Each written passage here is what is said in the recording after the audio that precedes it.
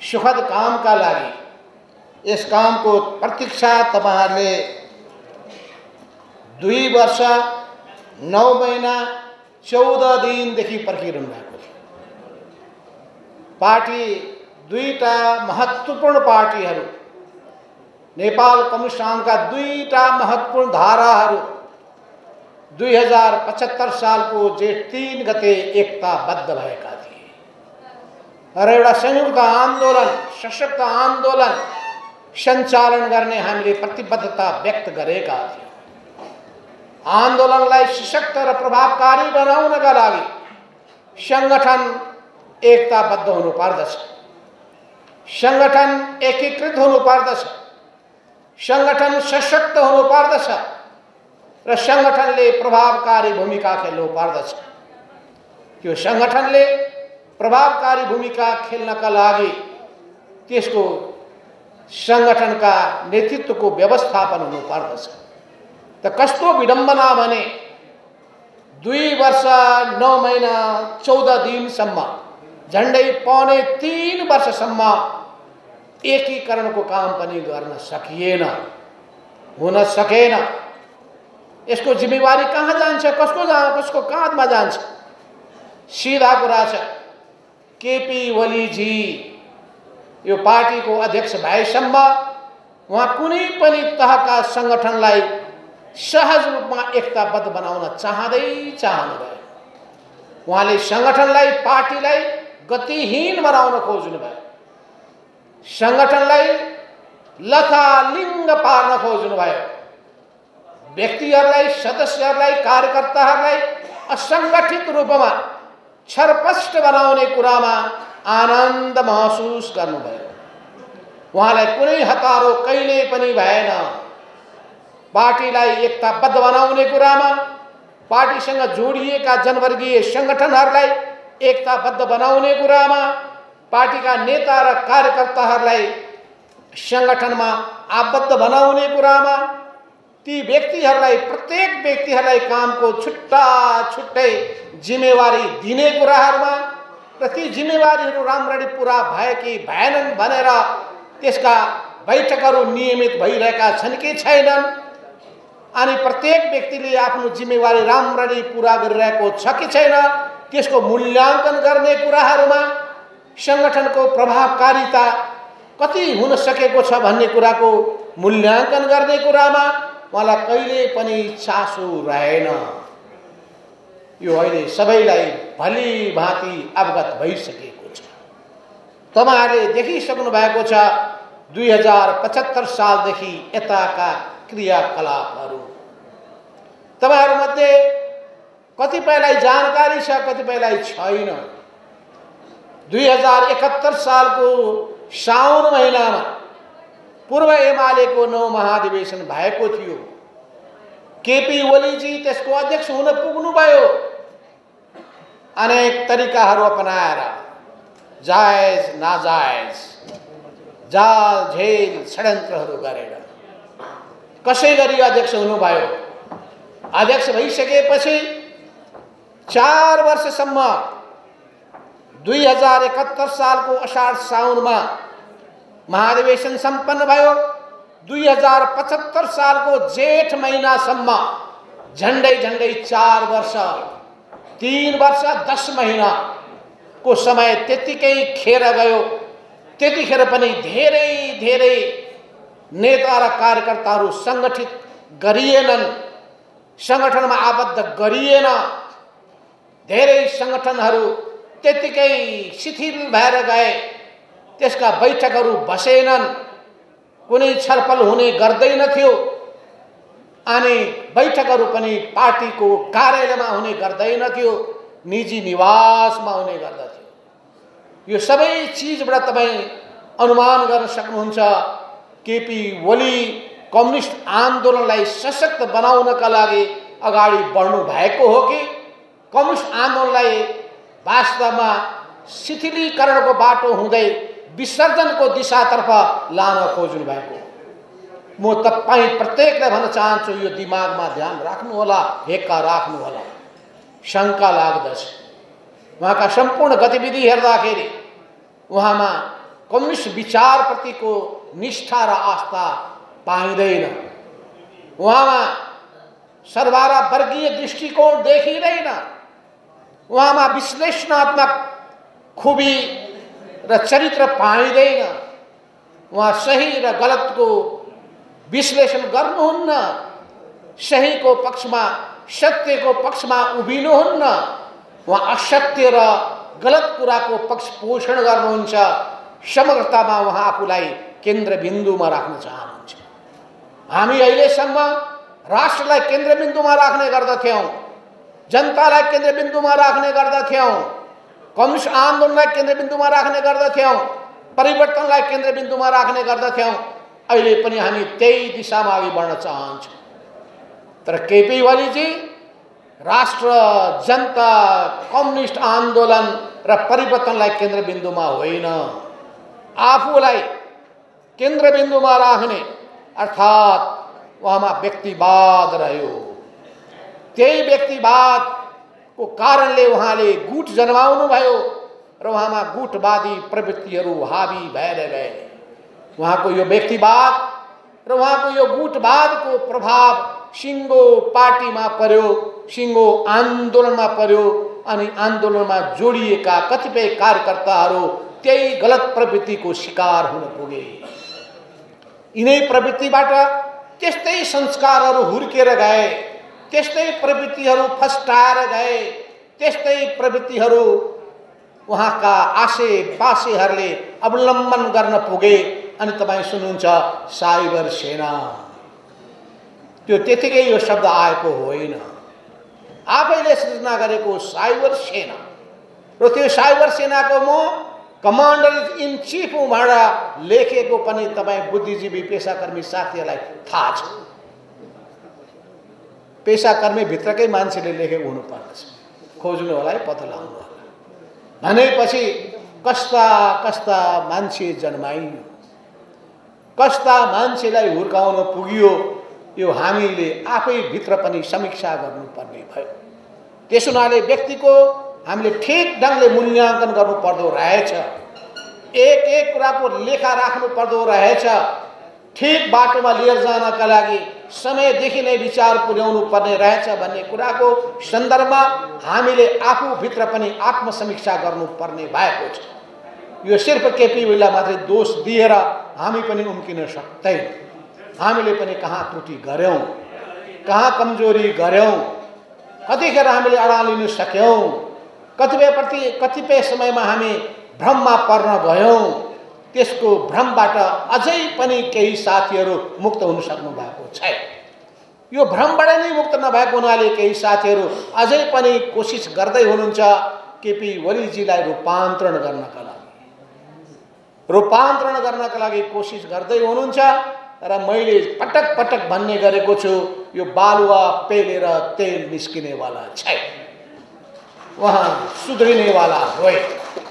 तर यसको अर्थ के होइन भन्दाखेरि उहाँको साथमा लागेका मानिसहरूलाई हामीले बेवास्ता गर्ने, किनभने हामीलाई आन्दोलनलाई सशक्त बनाउनु छ।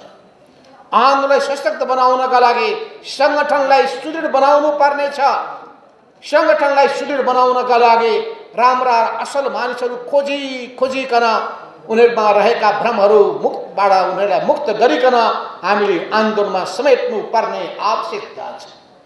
त्यो हृदयको विशालताका साथ हामी अगाडि बढ्नेछौँ। आज तपाईँहरू जुन हिसाबले यो सङ्गठनको एकीकरण गर्ने कुरामा अगाडि बढ्नु भएको छ, तपाईँहरूले पहल गर्नुभएको छ, म दुवै पूर्व सङ्गठनका सबै पदाधिकारीलाई धेरै धेरै धन्यवाद पनि दिन चाहन्छु र तपाईँ सबैलाई बधाई पनि दिन चाहन्छु। तपाईँहरू जो अहिले नयाँ कमिटीमा अहिले जिम्मेवारी पाउँदै हुनुहुन्छ, उहाँहरूको नाम वाचन गर्नका लागि पम्पा भूषाल तम तयार भएर बस्नु भएको छ। हामी एउटा ठुलो दुर्घटनातर्फ लम्किँदै थियौँ। केपी शर्मा ओलीजी प्रधानमन्त्रीको जिम्मेवारीमा पुगिसकेपछि उहाँमा मात बढ्दै गयो। पार्टी अध्यक्ष पनि प्रधानमन्त्री पनि यो दुवै ओहदामा पुगिसकेपछि पार्टी सत्ताको पनि दुरुपयोग गर्ने अनि राज्य सत्ताको पनि दुरुपयोग गर्ने प्रवृत्ति उहाँमा हुर्किएर गयो। कुनै पनि चीज पछि जब फस्टाउँछ बुझ्नु होला त्यसको बिउ पहिलेदेखि त्यहाँ विद्यमान हुनै पर्छ। त्यहाँ बिउ छ तब नै त्यो हुर्किन्छ। त्यो हुर्केर गयो। केपी ओलीजीमा यी प्रवृत्तिहरू, व्यक्तिवादी प्रवृत्तिहरू हुर्केर गए। अहंकारी प्रवृत्तिहरू फस्टाएर गए। दम्भीपन उहाँमा प्रबल रूपमा देखा पर्न थाले। अरूलाई अपमान गर्ने प्रवृत्तिहरू देखियो। अर्थात् हामीले खोजेको लोकतान्त्रिक संस्कार उहाँमा देखिएन। हामीले अपेक्षा गरेको कम्युनिस्ट संस्कार देखिएन। फलस्वरूप कम्युनिस्ट पार्टी भित्र मात्रै होइन, आफ्नो पार्टी भित्र मात्रै होइन, सिङ्गो समाजका अरू जुनसुकै व्यक्तिहरू उहाँप्रति आलोचक भए भने, उहाँलाई सुझाव दिए भने उहाँलाई ती कुराहरू कहिल्यै पनि मन परेन। उनीहरूको मान मर्दन गर्नका लागि उहाँ तम्सिनु भयो, अगाडि बढ्नु भयो। उहाँले प्रयोग गरेका शब्दहरू तपाईँ एक एक शब्दहरू केलाएर हेर्नुभयो भने उहाँमा वास्तवमा कस्तो संस्कार छ भन्ने कुरा तपाईँ बुझ्न सक्नुहुन्छ। तर हामी त्यो तहमा झर्न सक्दैन। र तपाईहरु पनि हामीबाट आशा गर्नुहुन्छ, कमरेडहरू, तपाईहरु केपी ओलीसँग लड्दै हुनुहुन्छ। यो ओलीसँग होइन, केपी ओली प्रवृत्तिसँग लड्दै हुनुहुन्छ भने सम्झिनुहोस्। तपाईहरुले सम्झिनुहोस्, त्यो प्रवृत्ति कहीं तपाईहरुमा कतै नझाङ्गियोस्, यसमा होस गर्नुहोस्। तपाईहरुले समयमै हामीलाई बडो आगाह गर्दै हुनुहुन्छ, सजग र सचेत बनाउँदै हुनुहुन्छ। यो तपाईहरुको जिम्मेवारी पनि। पार्टी राम्रो ढंगले अगाडि बढोस् भन्ने चिन्ता सबैमा छ। यो आन्दोलन कमजोर नहोस्, विसर्जनको दिशामा नजाओस् भन्ने चिन्ता सबैमा छ। किनभने हाम्रो ठूलो त्याग, तपस्या, बलिदान र लगानीबाट यो आन्दोलन आजको अवस्थामा आइपुगेको छ। हामी अझै पनि चाहन्छौं भ्रममा परेका साथीहरू, केपी ओलीजीको भ्रममा परेका साथीहरू आउनुहोस्, यो मूल प्रवाहको पार्टीमा एकताबद्ध भएर तपाईहरु जिम्मेवारी, उपयुक्त जिम्मेवारी प्राप्त गरेर अगाडि बढ्नुहोस्। हामी तपाईहरुप्रति कुनै आग्रह, कुनै पूर्वाग्रह पाल्ने छैन। समय छ, समय छँदै तपाईहरुले सही निर्णय गर्नुभयो भने हामी तपाईहरुलाई हृदयदेखि नै स्वागत पनि गर्नेछौँ। त्यसुनाले केही दिनको विलम्ब भएको कारणले गर्दाखेरि तपाईहरुले आफूलाई एक्लो महसुस गर्नुपर्ने, हामीबाट टाढा महसुस गर्नुपर्ने कुनै आवश्यकता छैन। त्यसुनाले यति कुराहरू भन्दै मैले भन्न चाहेको कुरा के हो भने यो सिङ्गो पार्टी भित्रको समस्या, यो पार्टी भित्रको समस्यामा सीमित रहेन, सिङ्गो राष्ट्रको समस्याको रूपमा देखा पर्यो।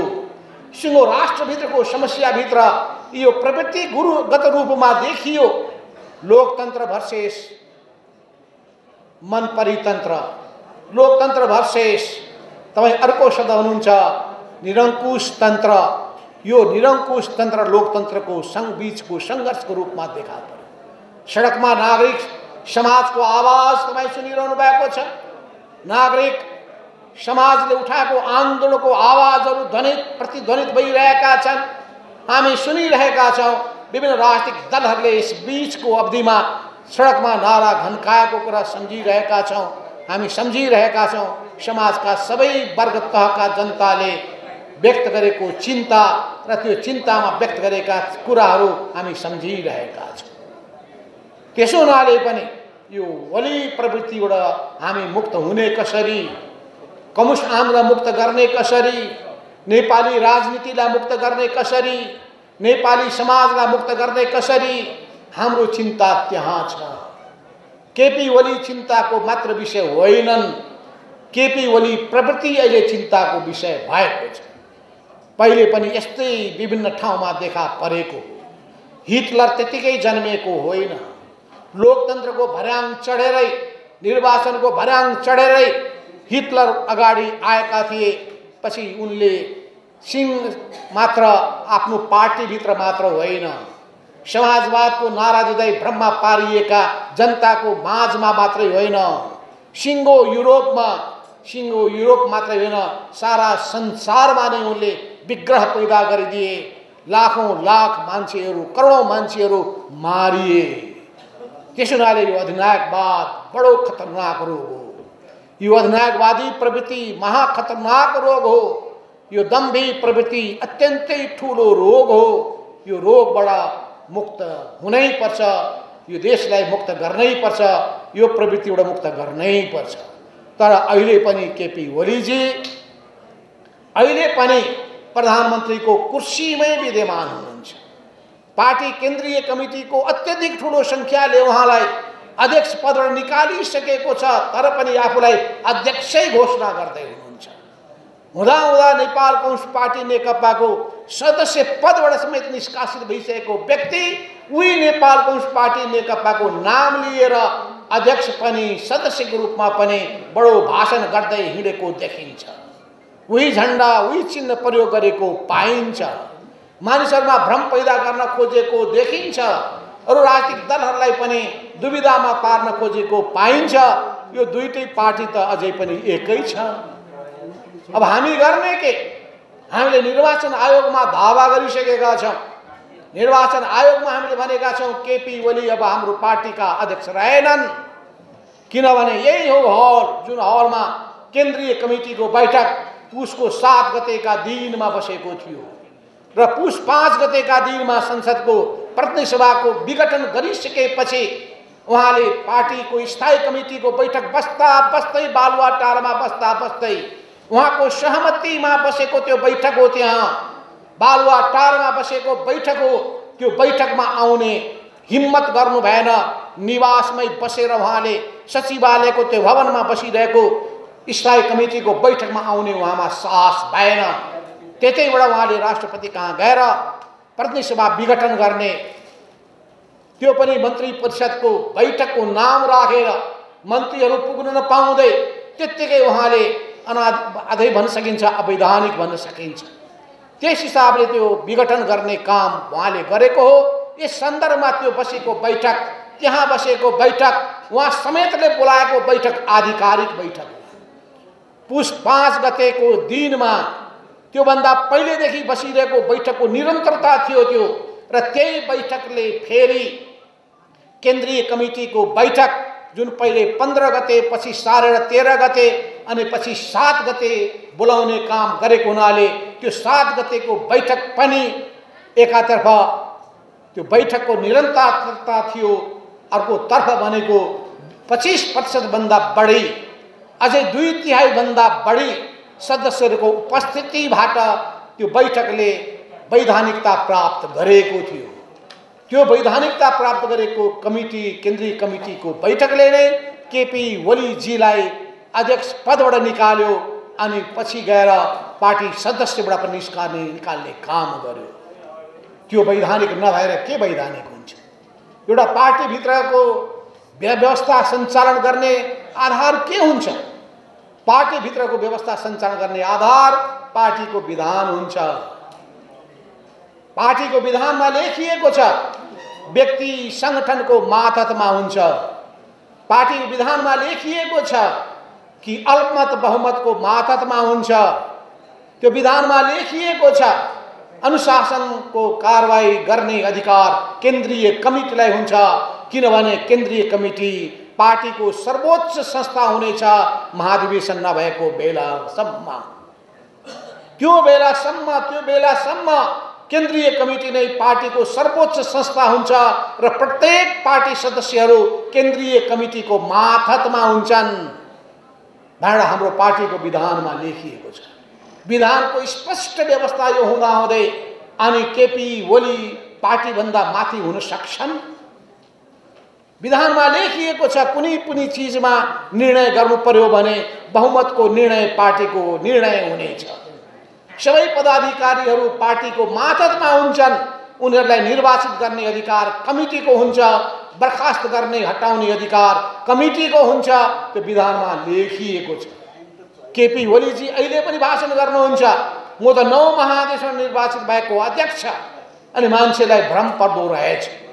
त्यसो हुनाले म त सदाबहार अध्यक्ष, सदैवको अध्यक्ष, मलाई कसले हटाउन सक्छ भन्ने गर्नुहुन्छ। तर तपाईहरुलाई थाहा छ कि त्यतिखेर जुन हामीले पार्टी एकीकरण गरेका थियौं, एकीकरण गर्दाखेरि एउटा संख्यामा दुवै पक्षबाट सहमति भयो। एउटा पक्षबाट 241 जना अर्को पक्षबाट 200 जना जम्मा 441 जनाको केन्द्रीय कमिटी बनाउने। पुराना सबै कमिटीहरू सिँगै दुईटै पार्टी विघटन गर्ने, दुईटै पार्टीहरू विघटन भए, दुईटै पार्टीसँग जोडिएका जुन पार्टी कमिटीहरू सबै विघटित भए र त्यो विघटित भइसकेपछि अब मरिसकेको त्यो पार्टी, विघटित भइसकेको पार्टी फेरि जिउँदो भएर आउन सक्दैन। त्यस हुनाले कुनै भ्रम छ भने पूर्व एमाले बिउतिएर आउला भन्नुहुन्छ भने त्यो बिउतिन सक्दैन। अरू कुनै नाममा, त्यही नाममा पनि कसैले यदि अस्ताउँदो सुरी लिएर हिँड्छ भने बोकेर हिँडोस्, हामीलाई भन्नु केही पनि छैन। त्यस हुनाले त्यो नाम भोलि मैले भन्ने गरेका छु, त्यो केपी ओली फाउन्डेसनै बनाएर पनि पार्टी खोल्छन् भने पनि हाम्रो कुनै गुनासो रहने छैन। तर यो नाम नेपाल कम्युनिस्ट पार्टी नेकपाको नामको प्रयोग गर्ने कुनै अधिकार, कुनै हक केपी ओली र अरू त्यस उहाँसँग जोडिएका मान्छेहरूलाई छैन। त्यसो हुनाले हामीले निर्वाचन आयोगमा यस सम्बन्धी आधिकारिकताको दाबी गरेका छौँ र हामीलाई विश्वास छ निर्वाचन आयोगले कानुन सम्मत ढङ्गबाट विगतमा जसरी विभिन्न पार्टीभित्रको विवादलाई टुङ्गो लगाउने तरिका अवलम्बन गरेको छ, यसको पनि तदनुरूप नै यसको टुङ्गो लगाउनेछ र नेपाल कम्युनिस्ट पार्टी नेकपा, जसको नेतृत्व हामी दुवै अध्यक्षले गरिरहेका छौँ, कमरेड पुष्पकमल दाहाल प्रचण्ड त त्यतिखेर नै कार्यकारी अध्यक्षको रूपमा सबैको सहमतिबाट हुनुभएको हो। केपी शर्मा ओलीलाई हटाइसकेपछि त्यस पदमा कमरेड झलनाथ खनालको प्रस्तावमा केन्द्रीय कमिटीको 2/3 सदस्यहरूको समर्थनबाट म अध्यक्षमा निर्वाचित भएर आएको। यस अर्थमा यी दुई अध्यक्षले नेतृत्व गरेको पार्टी नेपाल कम्युनिस्ट पार्टी नेकपा नै आधिकारिक पार्टी हो भन्ने कुरामा कुनै दुविधा छैन। त्यसो हुनाले निर्वाचन चिन्ह सूर्य छाप कहाँ पर्छ भन्ने कुरामा कुनै दुविधा पनि छैन। मैले प्रश्न भनिसकेँ, सूर्य चिन्ह कहाँ छ, जहाँ हामी उभिएका छौँ त्यही छ। त्यसो हुनाले पनि अरू कसैले कुनै भ्रम पैदा गर्छन् भने भ्रममा नपर्दा हुन्छ कि सर्वोच्च अदालत, सम्मानित सर्वोच्च अदालतको फैसला नहुन्जेलसम्म धेरै धेरै भ्रमहरू पैदा गरियो। धेरै भ्रम पैदा गरिसकेपछि मानिसहरूको मथिङ्गल नाचियो।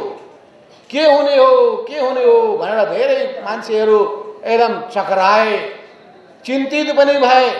तर सम्मानित सर्वोच्च अदालतबाट जुन फैसला आयो त्यो फैसलाले संविधानलाई जोगायो, संविधानलाई बचायो। झन्डै मृत अवस्थामा पुर्याएको संविधान बिउतिएर आयो र संविधानवादको जित भयो, सत्यको जित भयो, न्यायको जित भयो। समग्रतामा भन्ने हो भने नेपाली जनताको जित भयो, लोकतन्त्रको जित भयो। त्यो फैसला यति प्रष्ट रूपमा आएको छ कि त्यहाँ कुनै दुविधाहरू छैनन्। संविधानको धारा धारा केलाएर व्याख्या गरिएको छ कि संविधानको धारा 85 होस् या 76 होस्, 76 को 7 को व्याख्या होस्, ती 1 को व्याख्या होस्, ती सबै सन्दर्भमा तपाईले अध्ययन गरिसक्नु भएको होला। प्रष्ट व्याख्या आएको छ र यसरी बहुमत प्राप्त भएको प्रधानमन्त्री धारा 1, 2 वा अन्य बमोजिम भएका प्रधानमन्त्री होइन। कुन प्रधानमन्त्रीले विघटन गर्न सक्दछ भन्ने कुरा त्यो अटोमेटिक विघटन बाहेक विघटन गर्न पाउँदैन। त्यस अर्थमा अहिले फेरि म सुन्दैछु, फेरि केपी ओलीले सरकार बन्नै नदिने र आफू बसेर फेरि चुनावतर्फ देश लान्छन् कि भनेर पनि हल्ला चल्न थालेको छ। यस अर्थमा अब जालसाजी गर्नेले के गर्लान् भन्ने कुरामा होस् त गर्नै पर्छ। किन पहिले पनि हामी त्यही भन्दै थियौँ, संविधानको कुनै धारामा लेखिएको छैन भन्दै थियौँ। हामी त्यही धारा पल्टाएको गरिरहेका थियौँ। केपी ओलीलाई धारासित के मतलब, धारा सुकाइदिए अनि आफ्नो हिसाबले कदम चाले। त्यसो हुनाले कहिले सुनिन्छ सङ्कटकाल लागू गर्ने अरे, कहिले सुनिन्छ तह लगाइदिन्छु भन्ने अरे, कहिले भाषण सुनिन्छ एक होइन अनेक कदमहरू चालेर ठिक गर्न सकिन्छ अरे। हुँदा तपाईँले सुन्नुभयो जो पार्टीको सदस्य नभएको व्यक्तिले अनि संसदीय दलको नेताको पनि दावा गरिरहेका छन् अनि मुख्य सचेतकबाट देव गुरुङजीलाई हटाएको पनि सुन्नुभएको छ। अधिकारै नभएको कुरा कहाँबाट हटाउने? किनभने संसदीय दलको बैठकबाट गणपुष्पकमल दाहाल प्रचण्डलाई नै दलको नेता त हामीले चयन गरिसकेका छौँ। अब केपी ओली दलको नेता पनि रहनु भएको छैन। त्यस हुनाले पनि उहाँले आफ्नो हिसाबले उहाँको डायरीमा नोट गरेका नाम जति काटे पनि हुन्छ, हामीलाई भन्नु केही पनि छैन। रिस उठेपछि कलमले केर कार गरे पनि हुन्छ, त्यो भन्नुपर्ने केही पनि छैन। रिस पोख्नु छ भने त्यहाँ पोखे हुन्छ, कोठाभित्र भन्नुपर्ने केही पनि छैन। तर जहाँसम्म अरू संस्थागत कुरा छ भने ती संस्थागत कुराहरू विधानमा लेखिए बमोजिम मात्रै हुन्छ, नेपालको संविधानमा लेखिए बमोजिम मात्रै हुन्छ। त्यस हुनाले कुनै एक व्यक्तिको सनकको भरमा देश अगाडि जान सक्दैन।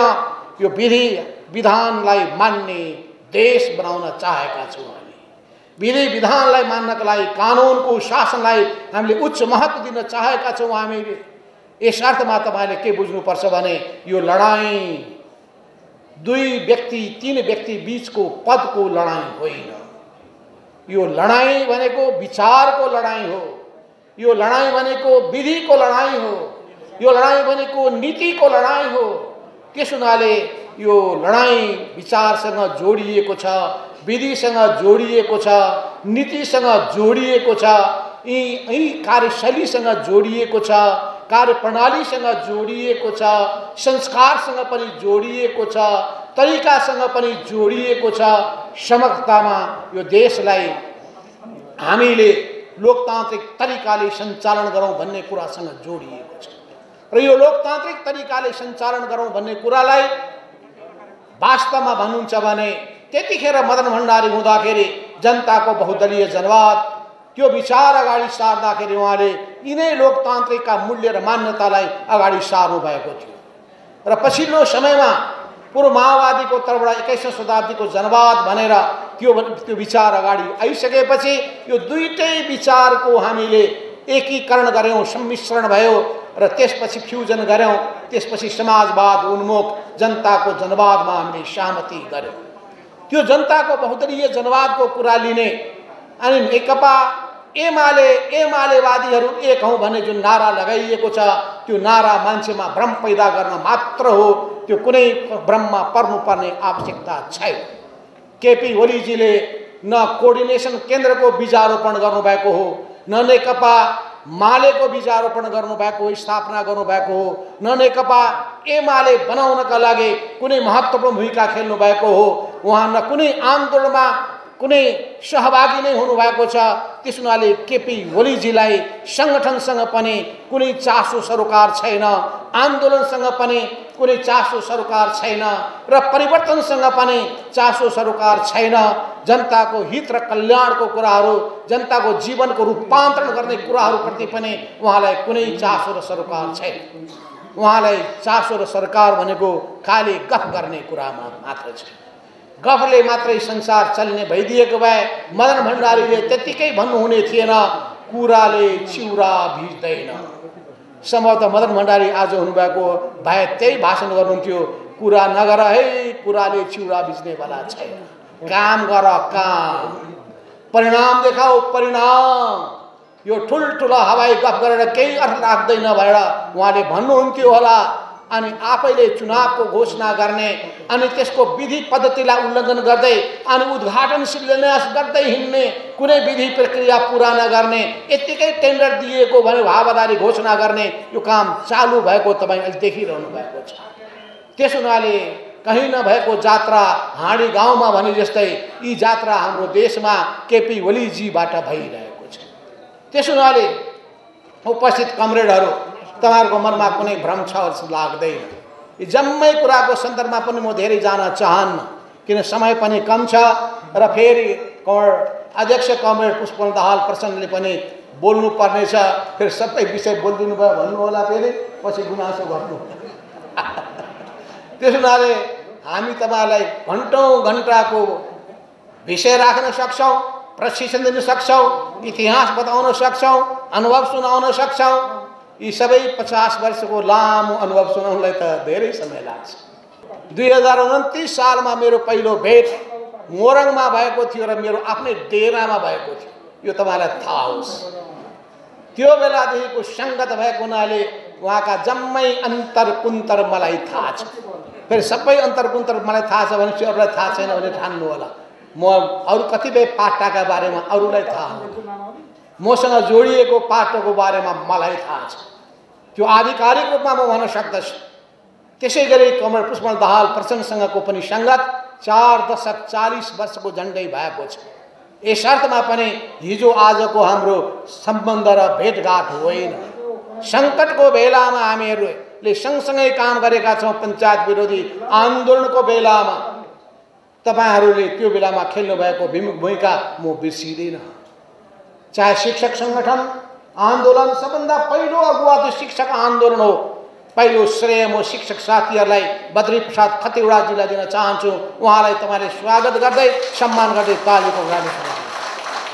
त्यसो हुनाले तपाईँ सबैको उहाँ विष्णु पितामह हजुरबुवा, त्यसो हुनाले चाहिँ आन्दोलनको हिसाबले सोच्ने हो भने र मैले भन्ने गरेको छु। त्यसै गरी अर्को शिक्षकका नेताको रूपमा सुशील चन्द्र अमात्यजी, अनि त्यही क्रममा नै 36 सालमा मजदुर आन्दोलन, विद्यार्थी आन्दोलन, अनि पछिल्लो कालमा तपाईँहरूको कर्मचारीको आन्दोलन पनि, अनि 47 सालमा तपाईँले गर्नुभएको आन्दोलन, त्यसमा भएको दमन पश्चात हामीले 51 सालमा कर्मचारीहरूमाथि भएको चरम दमन पछिको तपाईँहरूको न्यायोचित मागलाई सम्बोधन गर्ने काम मनमोहन अधिकारी प्रधानमन्त्री, म प्रधानमन्त्री भएको बेलामा नेकपा एमालेको अल्पतको सरकारको पालामा गरेका थिए।